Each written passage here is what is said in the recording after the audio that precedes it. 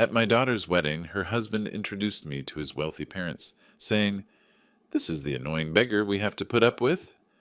Everyone laughed, enjoying the humiliation, but the contrast between my modest appearance and reality was revealed when his mother exclaimed, "Aren't you the mysterious billionaire who bought our company?" You won't believe what happened next. Before we continue, please subscribe to the channel and write in the comments what time it is where you are now. The front door burst open with such force that my reading glasses nearly slipped off my nose. Emily practically flew into the living room, her teacher's cardigan askew, cheeks flushed pink from the March evening air. "Dad, I'm engaged. Justin proposed." She thrust her left hand toward me, a modest diamond catching the warm glow of my table lamp. The ring trembled slightly. Her excitement was that intense. I set down my newspaper, the evening crossword forgotten, and rose from my worn leather chair. "Emily, sweetheart!" I pulled her into an embrace, feeling her practically vibrate with joy. "When did this happen?" "Tonight. Right after school, he picked me up and drove to Miller Park. He got down on one knee right by the old oak tree where we had our first picnic." Her words tumbled over each other. "Dad, I'm so happy I could burst." I held her at arm's length, studying her radiant face. 28 years old, and she still looked like the little girl who used to bring me dandelions from the backyard. Catherine's eyes, Catherine's smile. "Show me his picture," I said, settling back into my chair as Emily fumbled for her phone. She scrolled through her screen, fingers dancing across the glass. "Here, this is from his Facebook. Isn't he handsome?" I adjusted my glasses and took the phone. The young man staring back at me had perfectly styled brown hair, a confident smile, and wore what looked like an expensive suit. But it wasn't his appearance that made my stomach clench. It was the name beneath the photo, Justin Whitmore. My weathered hands tightened around the phone. The Whitmores. I knew that family name all too well from my business dealings, though Emily had no idea about my corporate empire. To her, I was just Dad, a retired nobody living on Social Security in a modest two-story house. "Emily," I began carefully, my voice losing its earlier warmth, "are you sure about your choice? This family?" Her smile faltered. "What do you mean?" I stared at the screen, memories flooding back. The Whitmore corruption scandal 3 years ago. Their son's drunk driving incident that mysteriously disappeared from court records. Margaret Whitmore's affair with her business partner that destroyed 2 marriages. The Whitmores have a reputation in this town. Business ethics, personal behavior. There have been scandals. Emily snatched the phone from my hands, her expression shifting from confusion to hurt. "How can you say that without even knowing him?" "Sweetheart, I'm just concerned." "Concerned about what? That someone actually wants to marry your daughter?" Her voice rose, something I'd rarely heard in our 28 years together. "Justin loves me, Dad. He chose me, a simple elementary school teacher, over all the wealthy women his mother keeps throwing at him." I stood again, reaching toward her. "That's not what I meant." "Then what did you mean?" She stepped back, clutching the phone to her chest like a shield. "You looked at one picture and decided he's not good enough? You don't know him at all." The hurt in her voice cut deeper than any business rival's betrayal ever had. But the investigative reports I'd read about the Whitmore family painted a disturbing picture of privilege without accountability, wealth without morals. "Emily, please, sit down. Let's talk about this rationally." "Rationally?" She laughed, but there was no humor in it. "You want to talk rationally about love? About the first man who's ever looked at me like I'm precious?" "You are precious. Not precious enough for you to be happy about my engagement, apparently." Tears gathered in her eyes, making them shine like Catherine's used to when she was angry. "I came here thinking you'd celebrate with me. I thought my father would be thrilled that his daughter found happiness." I watched helplessly as she grabbed her purse from the coffee table, her movements sharp with wounded anger. Every instinct screamed at me to apologize, to take back my words, but the business reports haunted me. The Whitmores destroyed everything they touched. "Emily, wait." "No, Dad. I thought you'd be happy for me, but you only know how to ruin everything." Her footsteps echoed toward the front door, each one feeling like a nail in the coffin of our relationship. I stood frozen in my living room, still holding the silence where her laughter had been just moments before. The front door slammed with a finality that seemed to shake the entire house. I winced, still standing in the middle of my living room like a statue, listening to Emily's car engine roar to life in my driveway. The sound faded down Maple Street, leaving behind only the tick of my old mantel clock and the distant hum of evening traffic. I sank into my chair, feeling every one of my 68 years settle into my bones. The newspaper lay crumpled where I'd dropped it, the crossword puzzle mocking me with its half-filled squares. 7 across. Father's mistake. 6 letters. I could think of several answers, none of them suitable for a family publication. My gaze drifted to the mantel, where Catherine's photograph smiled down at me from our wedding day. Her white dress flowing like silk, her eyes bright with the kind of joy I'd just watched Emily experience, and then watched myself destroy with my clumsy words. I pulled myself from the chair and walked to the mantel, lifting the silver frame with careful hands. The glass was cool against my fingertips, polished to perfection because I cleaned it every Sunday morning after reading the paper. "What would you have done, Cat?" I whispered to her image. "Would you have kept quiet?" But I knew the answer. Catherine would have invited Justin for dinner, asked gentle questions, observed with those keen eyes of hers. She wouldn't have ambushed Emily with concerns based on newspaper reports and corporate gossip. She would have given the boy a chance to prove himself, or hang himself. I traced the edge of the frame, remembering Catherine's voice from countless parenting discussions over the years. "William, you can't protect her from everything. Sometimes you have to let her make mistakes, and be there to catch her if she falls." But what if this wasn't just a mistake?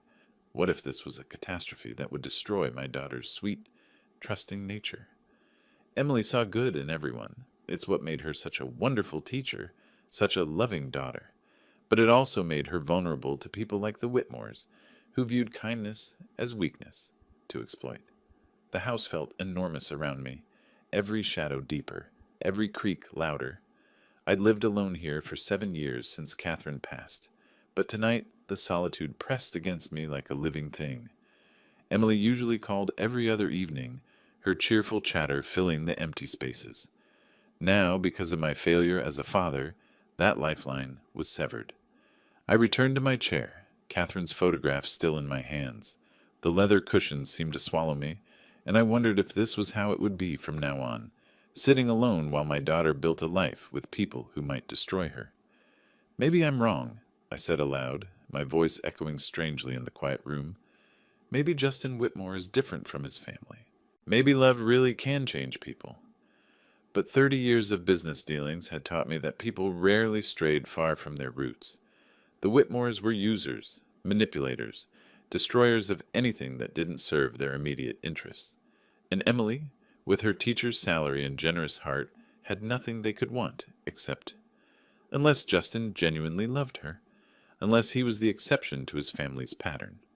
I studied Catherine's face in the photograph, searching for guidance in those familiar features.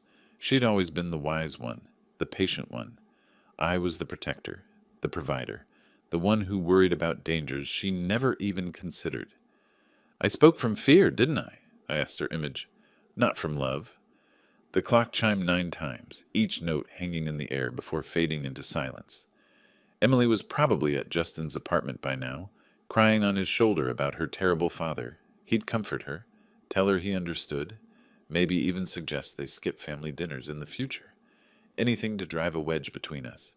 Or maybe he'd encourage her to reconcile with me, prove he was bigger than my suspicions. I needed to know which kind of man my daughter was marrying. I needed to give him a chance to show his true character, not as Emily's fiancé, but as himself, when he thought no one important was watching. My fingers drummed against the arm of my chair as a plan began forming. It was risky, maybe even foolish, but it might be the only way to protect Emily without losing her forever. I reached for the cordless phone on the side table, Emily's number programmed into the speed dial. My thumb hovered over the button. One call could start the process of healing between us, or it could make everything worse, but doing nothing would definitely make everything worse. Morning sunlight streamed through my checkered kitchen curtains, casting geometric patterns across the small dining table where I sat, nursing my 3rd cup of coffee. The newspaper lay folded beside my elbow, untouched. I'd been awake since 4:30, rehearsing apologies and planning strategies until my head buzzed with exhaustion and caffeine. The cordless phone sat before me like an unexploded bomb.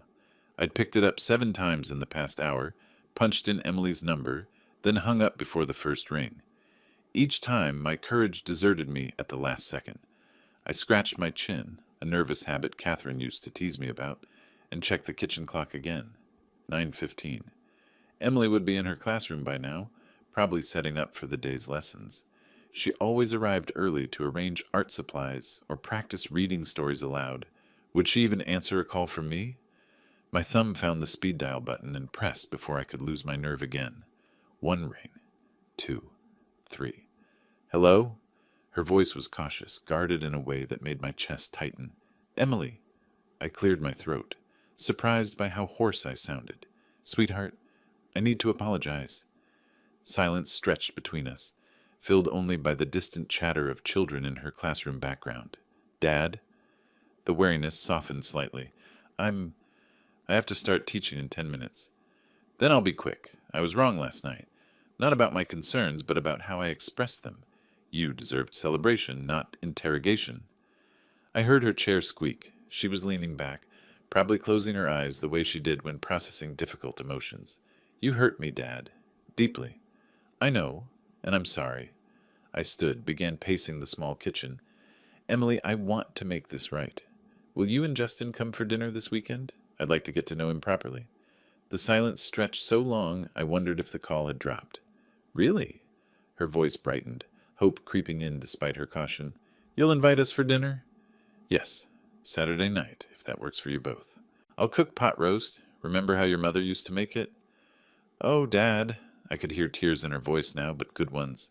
Relief and forgiveness mixing together. I was so afraid we'd ruined everything. Never, sweetheart. You're my daughter, my only family. I paused by the window, watching a neighbor walk his dog down the sidewalk. Just one condition about dinner. What? I chose my words carefully, knowing this was the crucial moment. Don't tell Justin about my business affairs. Let him know me simply as your father, an ordinary man who wants to meet his daughter's fiancé.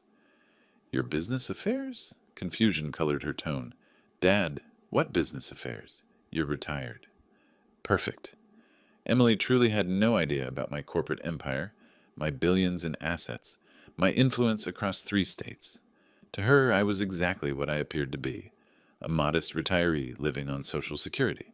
I just mean, I prefer to keep my financial situation private until I know someone better. Old habits, you understand. That's kind of strange, Dad. But if it's important to you, it is very important. Okay. She laughed, and the sound was like sunlight breaking through storm clouds. I'm sure Justin will love you. He's wonderful with older people. He volunteers at the nursing home every month.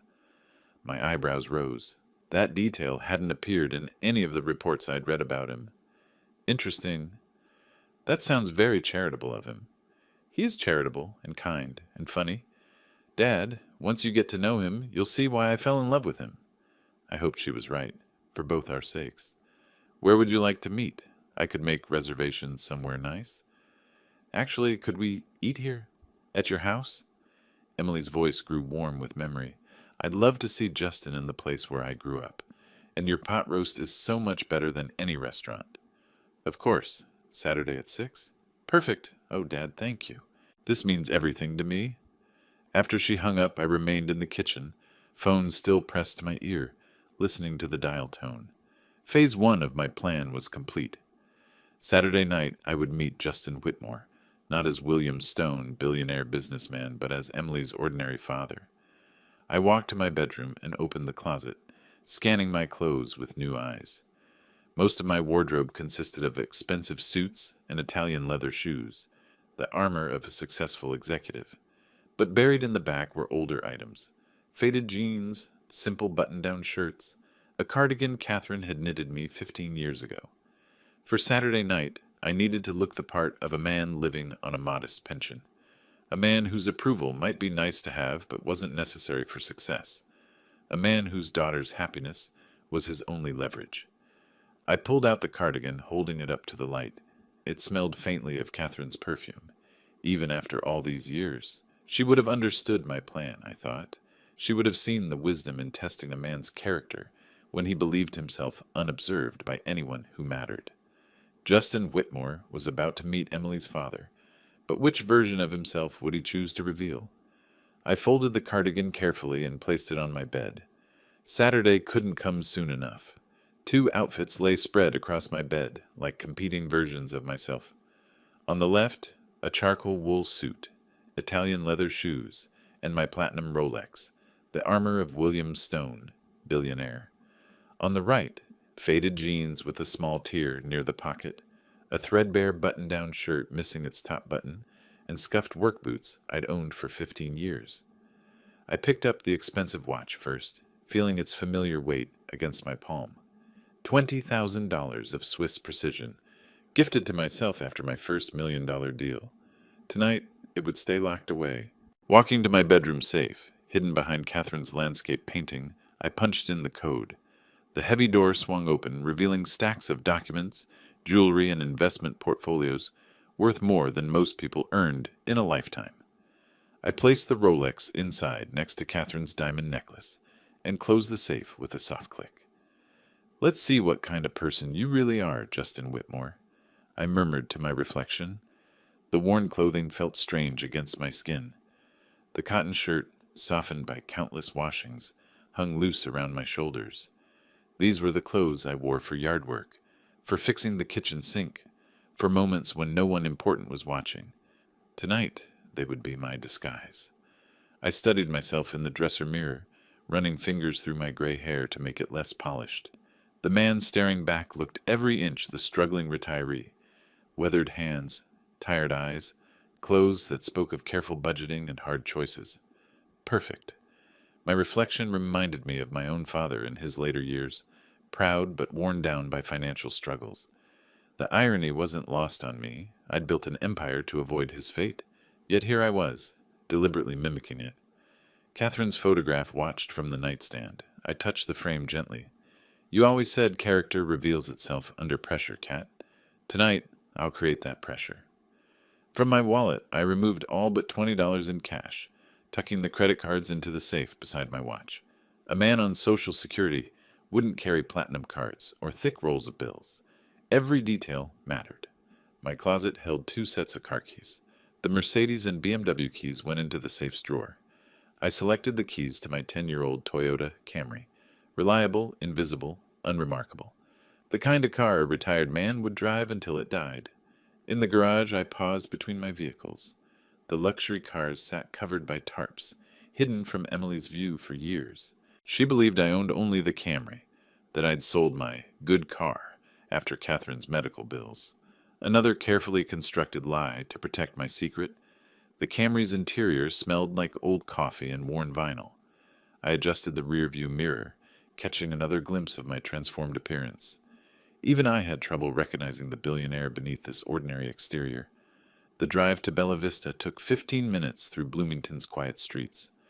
I'd chosen this restaurant carefully, nice enough to make Emily happy, modest enough to fit my cover story.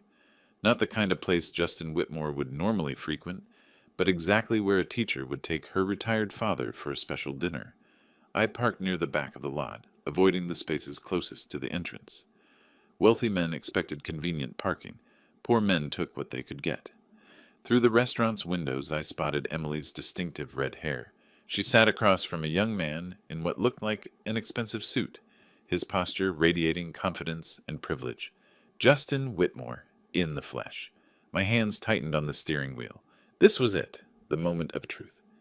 Everything I'd learned about the Whitmores from corporate reports would either be confirmed or disproven by the next few hours.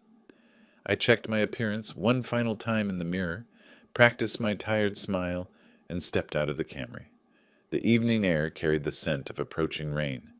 Walking toward the restaurant entrance, I felt the weight of deception settle around me like a cloak. For the next few hours, I wouldn't be William Stone, business magnate.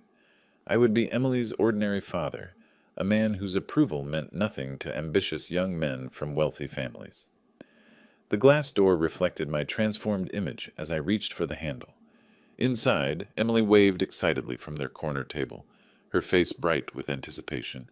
Justin looked up from his phone, and I watched his eyes assess me from head to toe in the span of a heartbeat. "Dad!" Emily bounced up from her chair, her enthusiasm lighting up the corner of Bella Vista's dining room. "You made it!" She hugged me tightly, and I caught the faint scent of her lavender perfume, the same one Catherine used to wear. Over her shoulder, I watched Justin rise slowly from his seat, his expression carefully neutral as he took in my appearance. "Emily, darling," I kissed her forehead, then turned to face the young man who wanted to marry my daughter. "You must be Justin." He extended his hand with visible reluctance, his grip lasting exactly 2 seconds, long enough to be polite, brief enough to show discomfort. His palm was soft, manicured, the hand of someone who'd never done manual labor. "Mr. Stone, Emily's told me so much about you." His tone carried the particular politeness wealthy people used with service workers, courteous but dismissive. I'd heard it countless times in business meetings, usually directed at waiters or janitors. "All good things, I hope." I settled into the chair across from him, noting how he'd positioned himself with his back to the wall, surveying the room like a prince holding court. The restaurant buzzed with quiet conversation and clinking silverware.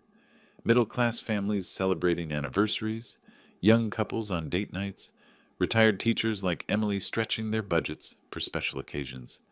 Justin looked profoundly out of place among them. "So, Mr. Stone, Emily mentioned you're retired?" He leaned back in his chair, fingers drumming against the white tablecloth. "What did you do before?" "Various things. Maintenance work, mostly. Nothing too exciting." His eyebrows rose slightly, and I caught him glancing at my frayed shirt collar. "Maintenance. Right." Emily jumped in quickly, sensing tension. "Dad's being modest. He worked really hard to support our family." "I'm sure he did." Justin picked up his menu, gold cufflinks catching the restaurant's soft lighting. "Have you decided what you're ordering?" "I'm thinking the seafood tower. It's only $85, but life's too short for cheap food, right?" I opened my own menu, scanning the prices with the careful attention of a man counting every dollar. "The chicken looks good. Reasonable price, too." "Chicken's fine, I suppose."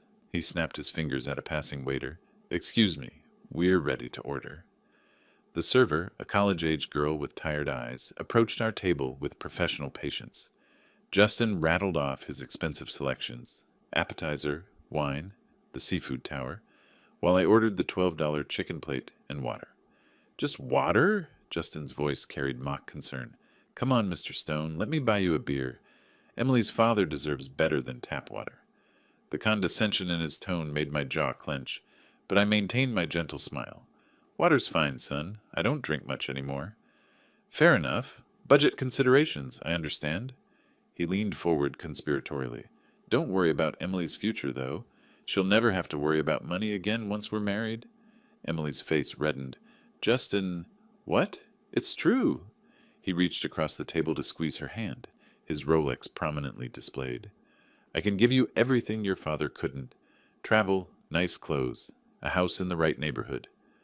My weathered hands remained steady on the table, but underneath, my fists were slowly clenching. The casual cruelty of his words, the assumption that my daughter had been deprived, the smug certainty that money solved everything, it all confirmed my worst suspicions about the Whitmore family. "Emily's had a good life," I said quietly. "Oh, I'm sure she has. But there's good, and then there's great, you know." He gestured around the modest restaurant. "Like this place. It's fine for what it is, but wait until you see where I take Emily for our anniversary dinners." The server returned with Justin's wine, a $20 glass of something French that he swirled pretentiously before tasting. "Perfect. You can't get quality like this at home, Mr. Stone. Emily's probably never experienced real wine before." "Actually," Emily interjected, her voice strained, "Dad taught me to appreciate simple pleasures. We don't need expensive things to be happy." Justin laughed, a sound devoid of genuine humor. "That's sweet, honey, but you say that because you've never had access to the finer things. Trust me, once you experience real luxury, you'll never want to go back to—" He gestured vaguely at my clothes. "Well, to this." I took a slow sip of water, using the moment to study this young man who claimed to love my daughter. Everything about him screamed entitlement, from his perfectly styled hair to his Italian leather shoes. But it wasn't his wealth that bothered me. It was his assumption that money made him superior to everyone around him. "Tell me about your work, Justin," I said, keeping my voice level. Work? He laughed again. Well, I'm technically in the family business, but honestly, it runs itself. My real passion is travel. I just got back from Monaco last month. Amazing place, though I doubt you've been. Emily shifted uncomfortably in her seat. Justin enjoys exploring different cultures. Cultures, casinos, yacht clubs, all the same thing, really. He pulled out his phone, scrolling through what appeared to be vacation photos. Look at this view from my hotel balcony. 2,000 a night, but worth every penny. I watched Emily's face grow more troubled as Justin continued his boastful monologue.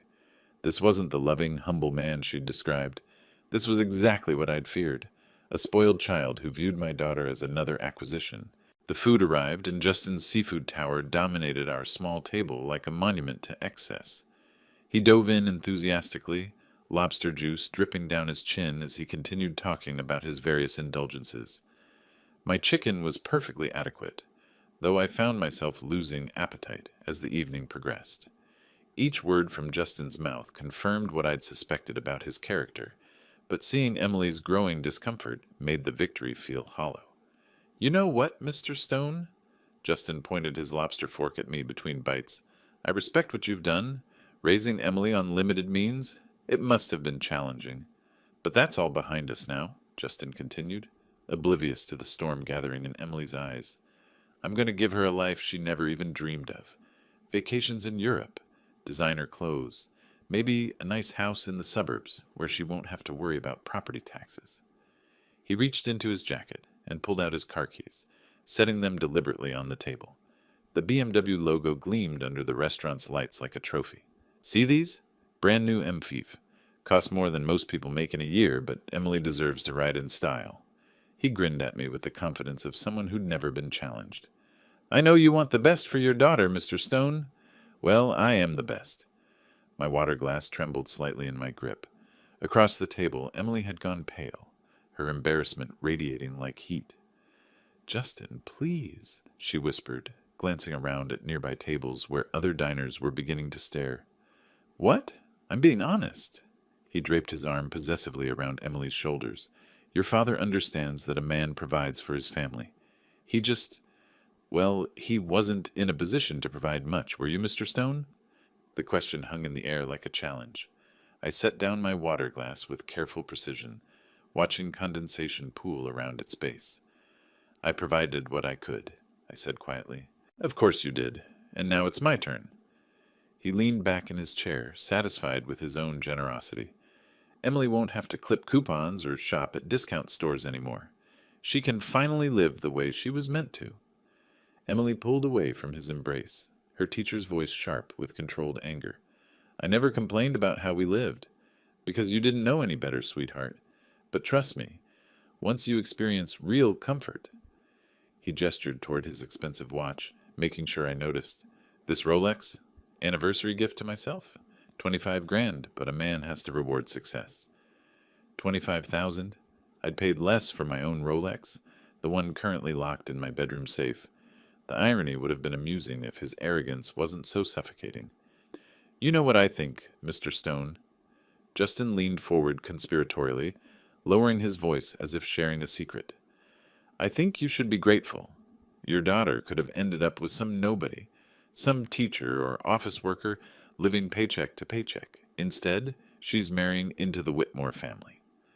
The name dropped from his lips like a benediction, as if I should recognize its importance and bow accordingly. The Whitmore family owns half the commercial real estate downtown. My mother just closed a deal worth $12 million. He pulled out his platinum credit card, setting it beside the car keys like weapons in an arsenal. When Emily and I get married, she'll never want for anything. Emily's hands clenched in her lap, knuckles white with tension. Money isn't everything, Justin. Says someone who's never had it. He laughed dismissively. Look, honey, I love your idealism, but let's be realistic. Your father did his best with what he had. He gestured vaguely at my worn clothes. But now you can have everything you deserve. Under the table, my own hands had formed fists. Every word from this spoiled child's mouth confirmed my worst fears about his character. He didn't love Emily. He collected her. She was another trophy to display, proof of his benevolence in rescuing a poor teacher from her modest circumstances. The other restaurant patrons were openly staring now, drawn by Justin's increasingly loud declarations of wealth. An elderly couple at the next table shook their heads disapprovingly. A young family gathered their children closer, clearly uncomfortable with the vulgar display. "You understand, don't you, Mr. Stone?" Justin's voice carried across the restaurant like a sermon. "Emily's beauty, her kindness. She deserves better than struggling to make ends meet. I can give her the world."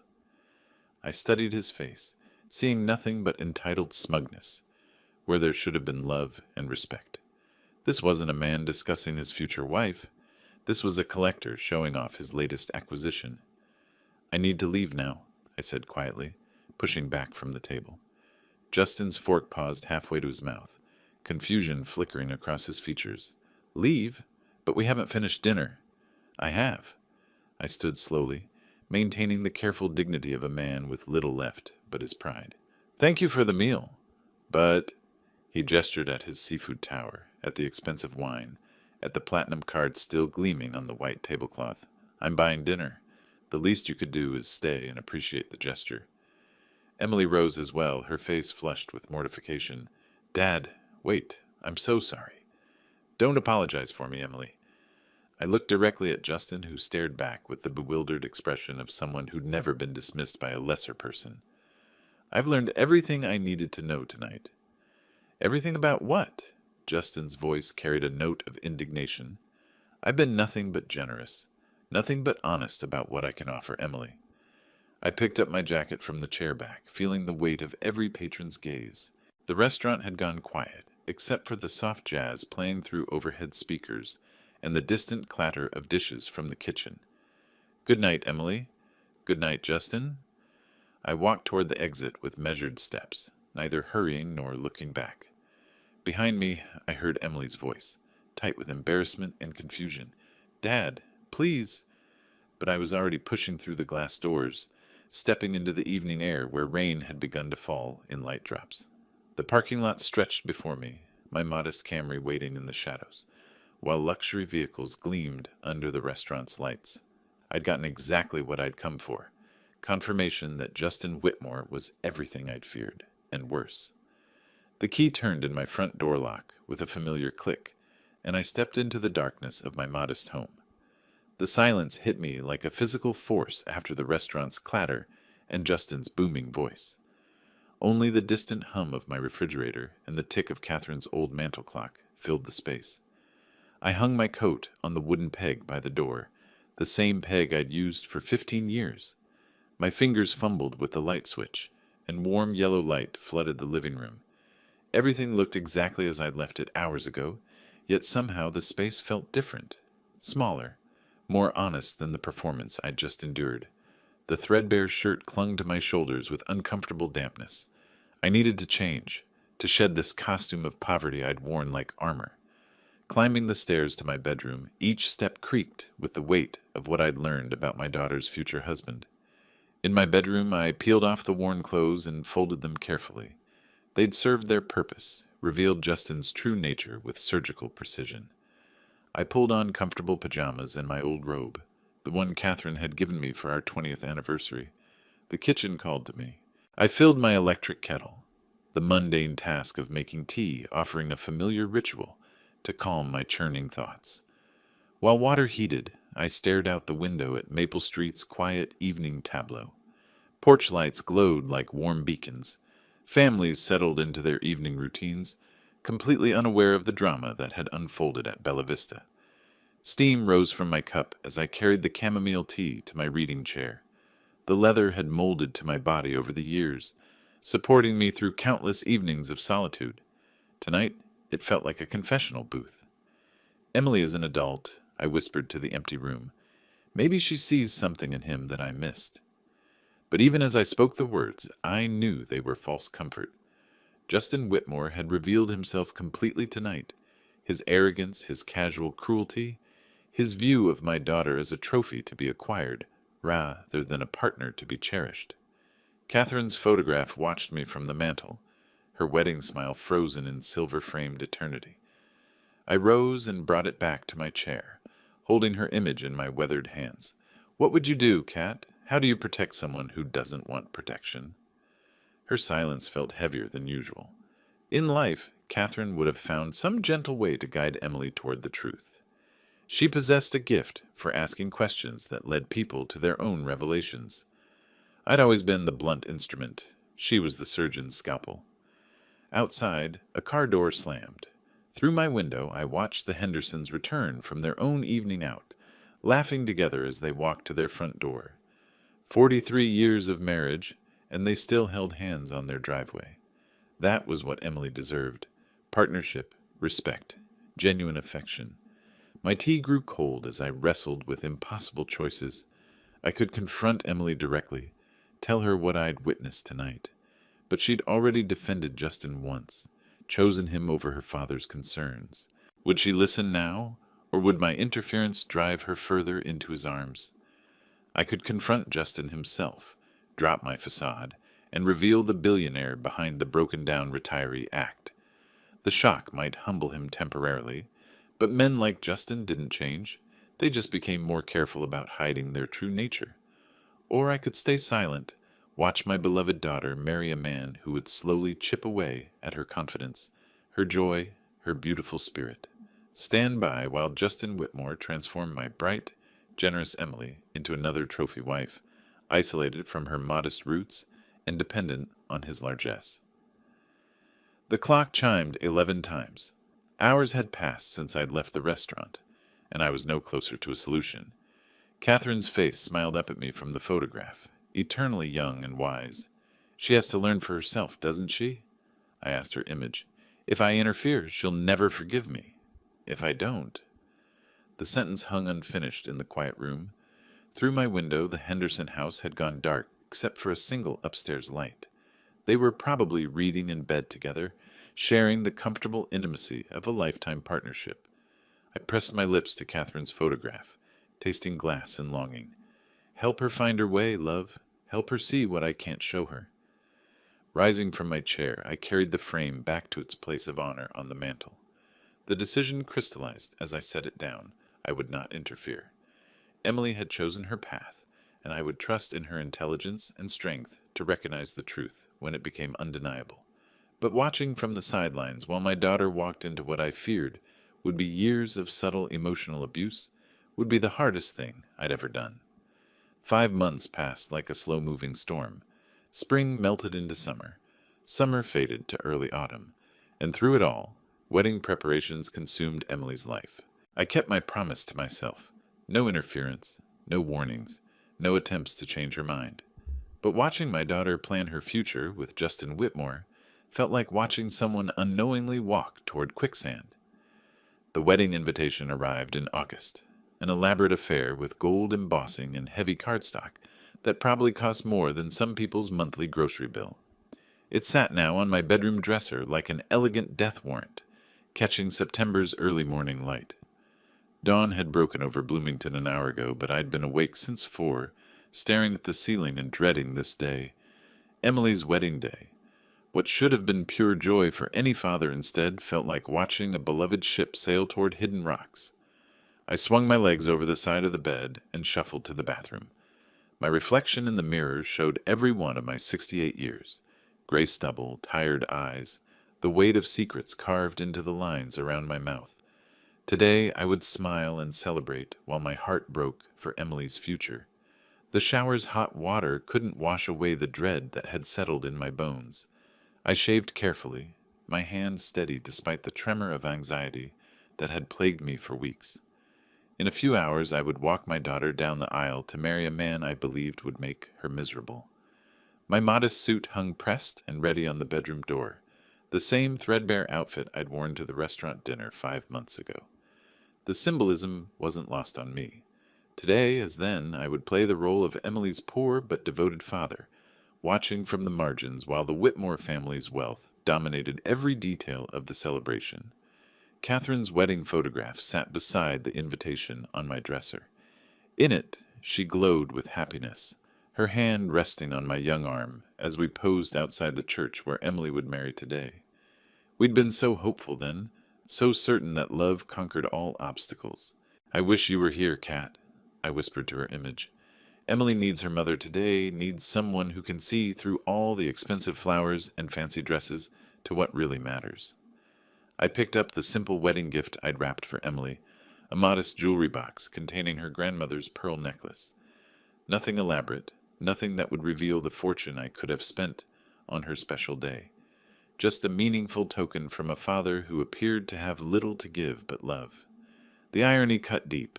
I could have bought Emily the most spectacular wedding in Illinois history, could have matched the Whitmore's dollar for dollar in demonstrating love through luxury.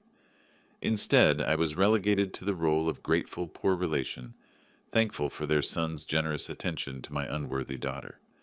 My coffee tasted bitter as I sat at the kitchen table, watching neighbors begin their Saturday morning routines. The Hendersons were working in their garden, their companionable silence speaking of decades together. That quiet contentment was what marriage should look like, not the performative display of wealth that awaited me at the church.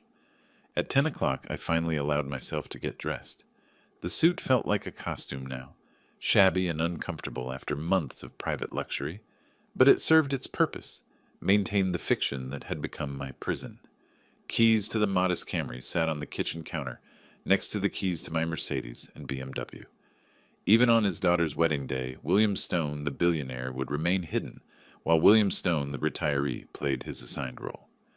The drive to St. Mark's Episcopal Church took 12 minutes through Bloomington's familiar streets. I'd driven this route countless times over the years, to Christmas services with Catherine, to Emily's school plays, to community events that marked the rhythm of ordinary life. Today felt like the end of something precious and the beginning of something I couldn't control. Emily had chosen this church because it was beautiful but not ostentatious, sacred but not intimidating. She'd wanted her wedding to reflect her values: simplicity, meaning over display, love as the central focus rather than wealth. How ironic that Justin's family had turned even this modest venue into a showcase of their financial power. I parked between a Mercedes and a BMW, my Camry looking appropriately humble among the luxury vehicles. Through the church's stained glass windows, I could see elaborate floral arrangements that probably cost more than most people's cars. Taking a deep breath, I checked my appearance one final time in the rearview mirror. The man looking back appeared exactly as he should, proud but overwhelmed by circumstances beyond his control, grateful for his daughter's good fortune even if he couldn't contribute to its grandeur. Emily needed me to be strong today, to smile and celebrate and play the part she believed was my reality. I would not fail her, even as my heart broke for the future I feared awaited her. The church bells began to chime, calling the faithful to witness. I squared my shoulders and walked toward the building that would host what I prayed wouldn't be the biggest mistake of my daughter's life. St. Mark's Episcopal Church had been transformed into something from a luxury magazine spread. White roses and lilies cascaded from every pew end, their perfume almost overwhelming in the afternoon warmth. Crystal chandeliers caught the light streaming through stained glass windows, casting rainbow patterns across marble floors that probably cost more to decorate than I supposedly earned in a year. My Camry looked painfully out of place in the parking lot, filled with Mercedes, BMWs, and Tesla vehicles. I walked through the ornate entrance, conscious of every creak in my worn dress shoes, every loose thread in my outdated suit jacket. "Mr. Stone?" Emily's voice rang out across the church vestibule, bright with nervous excitement. She practically floated toward me in her wedding dress, a vision of ivory silk and Belgian lace that flowed around her like liquid moonlight. "Sweetheart, you look absolutely radiant." I embraced her carefully, mindful of her elaborate hairstyle and the photographer hovering nearby with his expensive camera. "I'm so nervous, Dad. My hands won't stop shaking." She held up trembling fingers adorned with manicured nails and temporary jewelry. "Is that normal?" "Perfectly normal." I took her hands in my weathered ones, feeling the familiar weight of responsibility and love. "Your mother was the same way on our wedding day. Couldn't hold her bouquet steady during the ceremony." Around us, the Whitmore family's guests filled the church with expensive perfume and casual displays of wealth. Women in designer dresses air-kissed acquaintances, while men in custom suits discussed business deals and golf handicaps. I recognized several faces from newspaper society pages, people who moved in circles so far above my supposed station that they looked through me like I was invisible. "There's my beautiful bride," Justin's voice boomed across the vestibule as he approached, resplendent in what I estimated was a $5,000 tuxedo. His smile faltered slightly when he noticed me standing beside Emily. "Hello, Mr. Stone. I see you found something appropriate to wear after all." The insult was delivered with Justin's trademark smile, designed to sound like a compliment to anyone not listening carefully. Emily's cheeks flushed pink. Whether from embarrassment or anger, I couldn't tell. "He looks handsome," she said quietly, her teacher's diplomacy smoothing over the tension. "Of course he does. Nothing wrong with vintage fashion." Justin's laugh carried no warmth as he adjusted his platinum cufflinks. "The photographer wants some family photos before the ceremony starts. Emily, your side first, then mine when my parents arrive." I stood patiently while the photographer arranged us in various poses, conscious of how my modest appearance would contrast with the elaborate setting in every image. Emily glowed with happiness beside me, seemingly unaware of her groom's continued subtle jabs. "Could you step back just a bit, Mr. Stone?" the photographer asked politely. "The lighting is better if you're slightly behind the bride." Even the professional wedding photographer understood the visual hierarchy being established. I was the supporting player in this expensive production, grateful to be included, but careful not to upstage the real stars. The church gradually filled with guests, a clear division between Emily's modest teacher friends and family on the left side, and Justin's wealthy social circle on the right. The contrast was stark. Affordable department store dresses versus designer gowns, rented tuxedos versus custom tailoring, public school teachers versus investment bankers and real estate moguls. "Dad, it's time." Emily squeezed my arm as the wedding march began to play on what sounded like a very expensive sound system. We walked slowly down the aisle together, Emily's train rustling against marble floors, while guests rose in respectful silence. I felt the weight of every gaze, the speculation about this ordinary man who'd somehow produced such a lovely daughter. At the altar, Justin waited with his groomsmen, all young men who looked like they'd stepped from a country club directory. His smile was confident, proprietorial, the expression of someone claiming a prize he'd won through superior breeding and financial advantage. "Who gives this woman to be married to this man?" the minister asked in traditional ceremony language. "I do," I replied, my voice steady despite the turmoil in my chest. I kissed Emily's forehead gently and placed her hand in Justin's, officially transferring her from one man's protection to another's. Taking my seat in the front pew, I watched as my daughter promised to love, honor, and cherish a man I believed would slowly destroy her spirit through 1,000 small cruelties disguised as generous concern. The ceremony proceeded with expensive elegance, professional musicians, imported flowers, a minister who'd clearly performed many society weddings. Every detail shouted wealth and status, overwhelming Emily's simple desires with Whitmore family tradition. "You may kiss the bride," the minister announced, and Justin claimed Emily with theatrical passion, dipping her backward while the photographer captured the moment for posterity.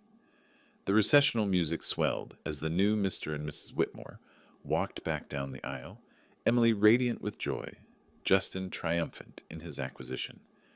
Guests erupted in applause and shower of rose petals that probably cost more than most people's monthly car payment. At the reception entrance, Justin leaned close to me as we waited for the photographer to organize family portraits. "Hope you brought your appetite, Mr. Stone. This dinner costs more per plate than you probably spend on groceries in a month." His whispered words were delivered with a smile for the cameras, but the message was clear. Remember your place in this new family hierarchy. "Actually," a familiar voice called from across the reception area, "we're still waiting for my parents' flight to arrive. They should be here within the hour." Margaret and Robert Whitmore, the power couple behind the family fortune. I'd read about them in business journals for years, though they had no idea their new son-in-law's father-in-law was anything more than Emily's devoted but impoverished parent. Soon, very soon, that would change. "Ladies and gentlemen," the wedding coordinator's voice rang across the banquet hall, like a bell. "Mr. and Mrs. Robert Whitmore have finally arrived from their European flight. Conversations paused mid-sentence as heads turned toward the grand entrance. I felt the shift in the room's energy, the way wealthy people gathered around even wealthier people, like moths to flame. From my modest seat at table 12, I had a perfect view of the doorway. They entered like royalty making a state visit. Margaret Whitmore, resplendent in what I estimated was a $10,000 designer gown, swept into the banquet hall with the confidence of someone who'd never doubted her place in the world. Diamonds glittered at her throat and wrists, real ones, not the cubic zirconia most people wore to weddings. Beside her, Robert Whitmore commanded attention in his perfectly tailored tuxedo. His platinum cufflinks caught the crystal chandelier, light as he surveyed the room with the practiced eye of a man accustomed to evaluating investments. Even from across the hall, I could see the expensive Swiss watch adorning his wrist. "Mom! Dad!" Justin practically bounced across the polished floor, his earlier smugness replaced by excitement at finally showing off for his parents. "You made it! I was starting to worry the plane got delayed again." Margaret embraced her son with the careful precision of someone protecting expensive makeup and elaborate hair. "Darling, we wouldn't miss your special day. The flight from Monaco was dreadful, but we're here now." "How's married life treating you?" Robert clapped Justin on the shoulder, his businessman's smile automatic and practiced. "Incredible, Dad. Emily's perfect. Everything I wanted in a wife." Justin's grin was triumphant as he gestured toward the bridal table where Emily sat radiant in her wedding gown. "Come on, let me introduce you to everyone." I watched this family reunion with the detached interest of someone observing actors in a play.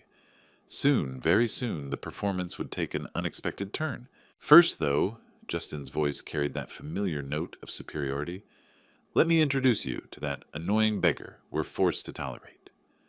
Several nearby guests gasped audibly. Even by Justin's standards, the introduction was shockingly crude. A woman at the neighboring table actually dropped her fork, the silver clattering against fine china. Margaret's eyebrows rose in surprise at her son's language, but she followed his gesture toward my table with polite curiosity. Robert looked mildly embarrassed by the public rudeness, glancing around at the other guests who were now staring openly. "Justin," Margaret's voice carried the sharp authority of a woman who'd spent decades in boardrooms. "That's hardly appropriate." "Oh, it's fine, Mom. He's used to it by now. Aren't you, Mr. Stone?" All three Whitmores approached my table, Justin leading with confident steps, while his parents followed with the measured pace of people accustomed to making grand entrances. I remained seated, my weathered hands folded on the white tablecloth, watching Margaret's face as she drew closer. Her businessman's eyes studied me with the automatic assessment wealthy people made of everyone they met, calculating net worth, social position, potential usefulness. But as she stepped within speaking distance, something shifted in her expression. A slight frown creased her perfectly made-up forehead. Her head tilted slightly, like a bird hearing an unusual sound. Those sharp eyes, eyes that had negotiated million-dollar deals and spotted opportunities others missed, narrowed with concentration. "Excuse me," she said, her voice losing its social polish and taking on the focused tone she probably used in business meetings. "But haven't we met before?" The question hung in the air like smoke from an extinguished candle. Around our table, conversations quieted as other guests sensed something significant happening. Justin's confident smile wavered slightly, though he couldn't yet understand why. I met Margaret's gaze steadily, my expression remaining carefully neutral. "I doubt it, ma'am. I'm sure I would remember meeting someone as distinguished as yourself." But Margaret Whitmore hadn't built a business empire by accepting surface answers. Her frown deepened as she studied my features with the intensity of someone solving a particularly challenging puzzle. I could practically see the gears turning in her sharp mind, sifting through faces from countless business meetings, social events, and professional encounters. "No," she said slowly, her voice dropping to barely above a whisper. "No, I'm certain we've met. Recently, actually. Your face is very familiar." Justin laughed nervously, clearly uncomfortable with his mother's intense focus on the man he'd just publicly insulted. "Mom, trust me, You haven't met him. He's nobody, just Emily's father." Margaret barely heard her son's words. Her business-trained memory was working now, sorting through recent encounters, discarding the irrelevant, focusing on the significant. Her hand moved unconsciously to her throat, fingers touching her diamond necklace as she concentrated. Then her eyes widened. Margaret's hand flew to her mouth, her diamond ring catching the chandelier's light as recognition dawned like sunrise across her face. The color drained from her cheeks beneath perfectly applied makeup. "Oh my goodness," she breathed, her voice barely audible above the gentle clink of crystal glasses and silverware. Aren't you that mysterious billionaire who bought our entire company last year?" The question hit the banquet hall like a thunderclap. Conversation stopped mid-sentence. Forks paused halfway to mouths. The string quartet in the corner played on, oblivious to the drama unfolding, their gentle melodies suddenly seeming absurdly inappropriate. I looked directly into Margaret's shocked eyes, my voice calm and steady. "Yes, Margaret, that was me." Justin's crystal wineglass slipped from his fingers like it had been greased. The sound of expensive crystals shattering against marble floor echoed through the suddenly silent hall, shards scattering across polished stone like fallen stars. "What?" Justin's voice cracked like a teenager's.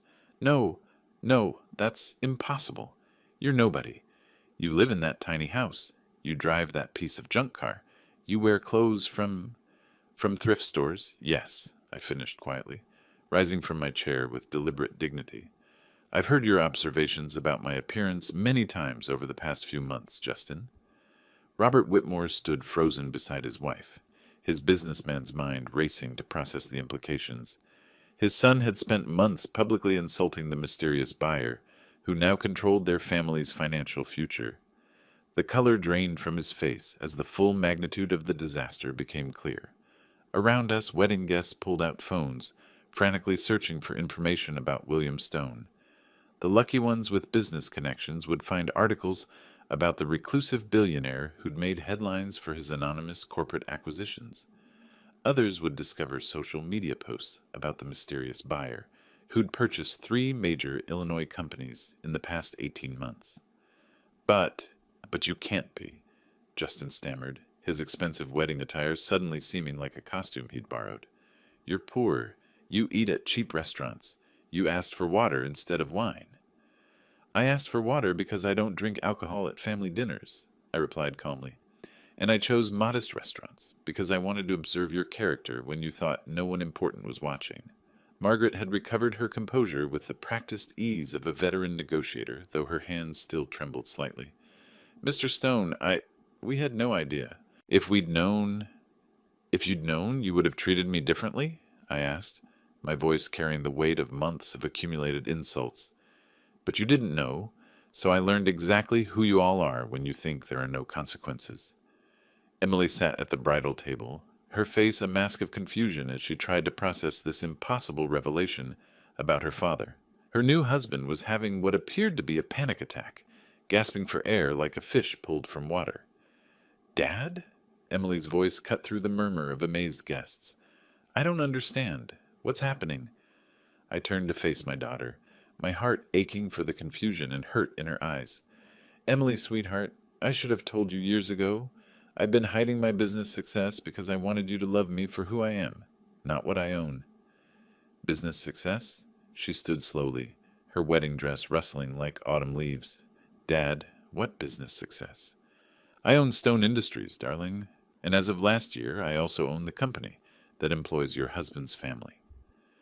The banquet hall erupted in whispered conversations as guests shared phone screens, showing search results and news articles about the mysterious William Stone. The society photographer moved closer, his camera clicking rapidly as he captured what would undoubtedly become the most talked-about wedding reception in Illinois history. Justin was on his knees now, actually on his knees in his $5,000 tuxedo, his perfectly styled hair disheveled from running his hands through it in panic. "Mr. Stone."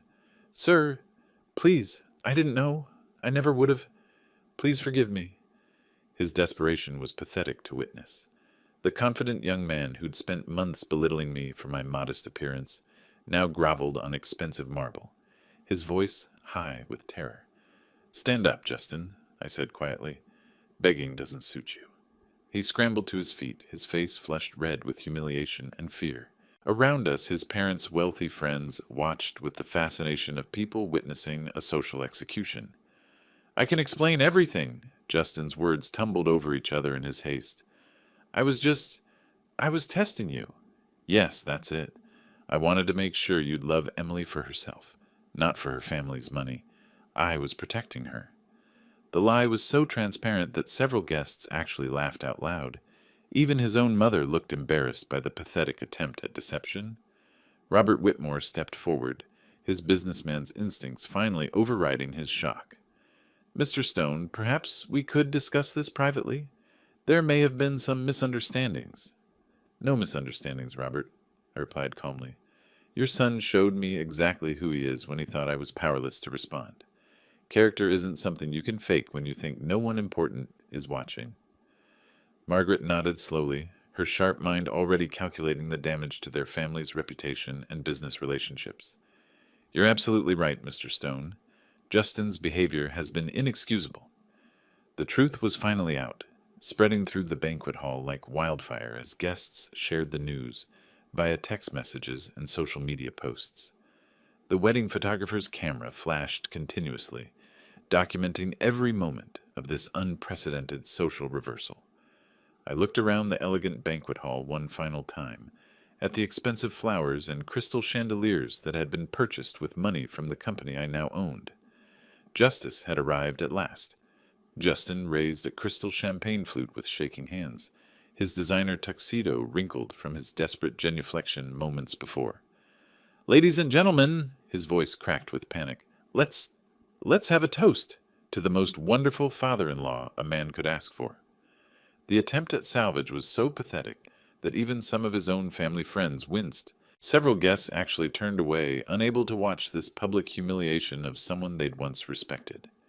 Please, Mr. Stone. Justin's champagne sloshed over the rim of his glass as his hands trembled. I was just joking all those times. You knew I was joking, right? Just good-natured family teasing. I remained standing beside my modest chair, unchanged by the revelation of my true identity.